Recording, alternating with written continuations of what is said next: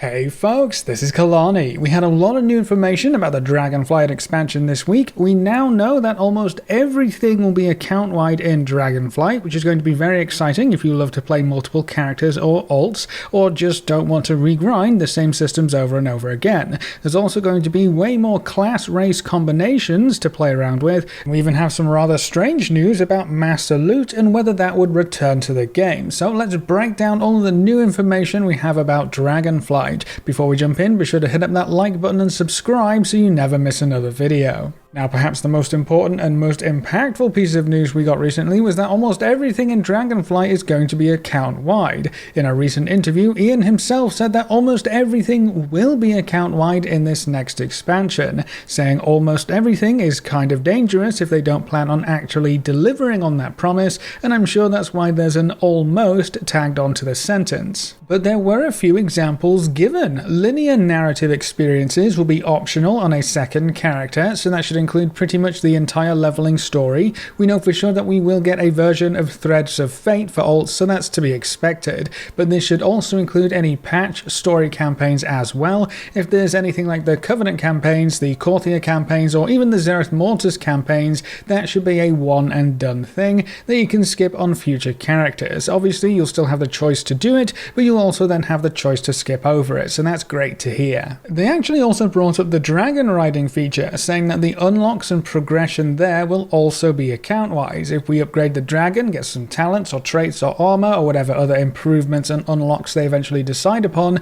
that will also be shared across characters, and you won't have to regrind the entire system for every character you want to play. Great news there as well. We also know that reputation in general will be changing a lot for the Dragonflight expansion. Instead of just another rep bar for you to fill up, reputations will work very much like renown, apparently. You earn and gather renown or reputation from whatever activities you can do, and you can see your renown roadmap laid out in front of you. So you can see how far you need to go to get to the mounts or the transmog, or the other gear rewards and all that kind of stuff. You get to see your entire reward roadmap just laid out in front of you. To me, a renown-based system seems very easy to shift over into an account-wide setting, or at least account-wide progress. Building something new to handle reputations in a new expansion also means they can build it with account-wide progress in mind. If they used the old rep system, they would probably have to recreate the entire thing to even allow for account-wide progress or unlocks, but because reps are handled in a new way, it's going to be much easier to have that taken into account, with rep being one of the most asked for account-wide unlocks and the dev team saying almost everything is going to be account-wide. I think it's pretty safe to say reputations will be included in that list. In the same interview, the devs said they have some stuff that still needs figuring out, but it should still adhere to the general account-wide philosophies they're trying to follow. Cosmetic rewards should be account-wide. Repeatable quests or extra zones should be account-wide. But a gear upgrade probably won't be account-wide, so it really does look like they're going all in with this. Now, another very interesting tidbit of information that came out of the recent interviews was something regarding loot and looting options. The question basically boiled down to, why do you not want to bring back Master Loot? To which they gave a very interesting answer. They actually do want to bring it back. The whole group loot, master loot, personal loot divide happened a little while ago now, back in Legion, I believe it was, and ever since then we haven't really had many options for how loot drops. It's all personal. If you get loot, you get loot. If you don't, you don't, and that was kind of it. Over the years, personal loot has evolved, mainly when it comes to trading an item that drops for you. Several restrictions are in place right now that limit what kinds of items you can trade and when you can trade them. It's a pretty annoying problem for tier sets specifically, or at least it was at the start of the raid tier. Many guilds, especially higher end guilds, have begged and pleaded for Master Loot to make a return so they can decide and dictate where loot should go.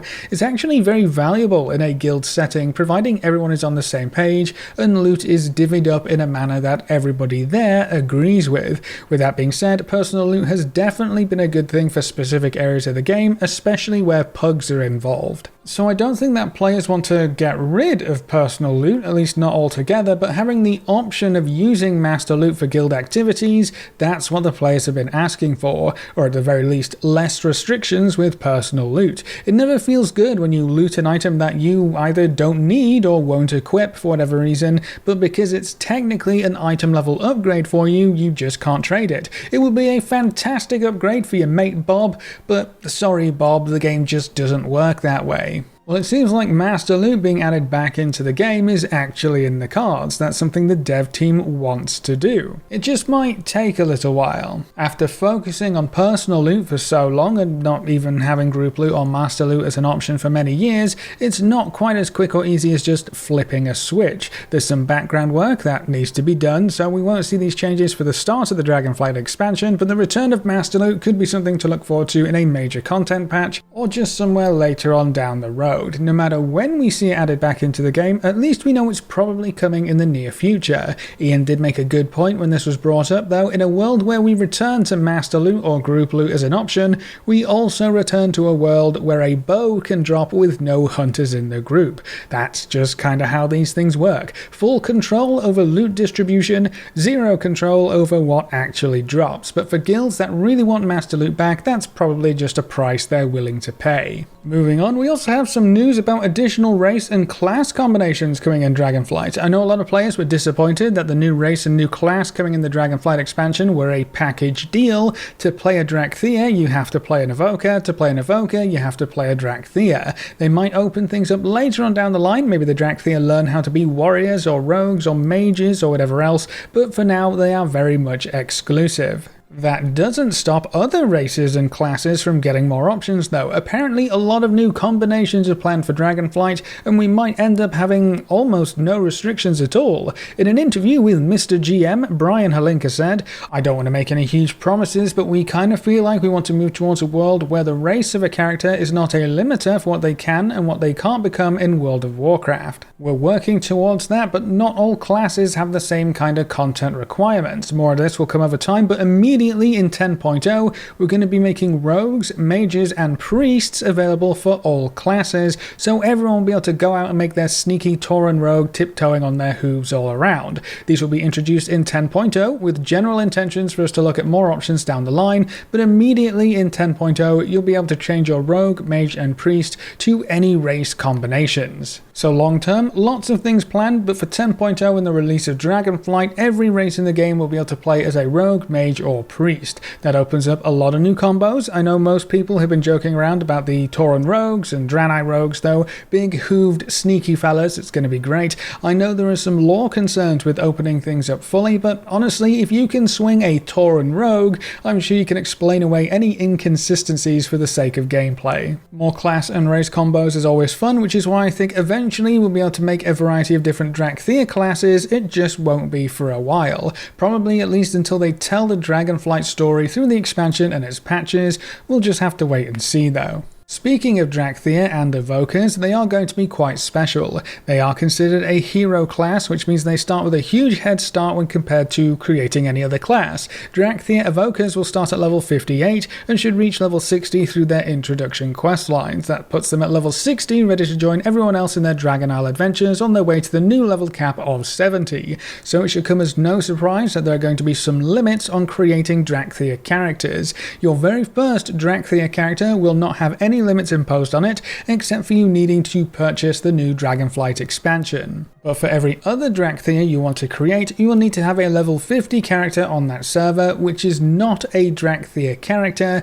and you will also be limited to one Dracthyr per server. So you can't just create as many Dracthyr as you want on a single server, you can't generate a massive alt army of little dragons, and you can't go across multiple servers willy-nilly and create them there either. Your first one is kind of a free deal, you're given the ticket, you go make it, fantastic. But every other one after that will require you to already be established on the server by having another character at level 50, so one Dracthyr per server, and those level requirements will also be in play. Not really a big deal unless you were hoping to create one Dracthyr for each Dragonflight on a single server maybe, but I imagine most of these restrictions will be to try and hamper mass character creation for farming or botting purposes. And then the very last update we have for Dragonflight is related to dragon riding. When dragon riding was first unveiled, I know a lot of players were a little sad that they wouldn't be able to use their vast library of mounts they've collected over the last 15 plus years. Dragon riding is for the new dragon companions only. However, that doesn't mean we won't get to fly around on our other mounts in the new expansion. While dragon riding is a major feature of the Dragon Isles and how we'll be getting around for the most part,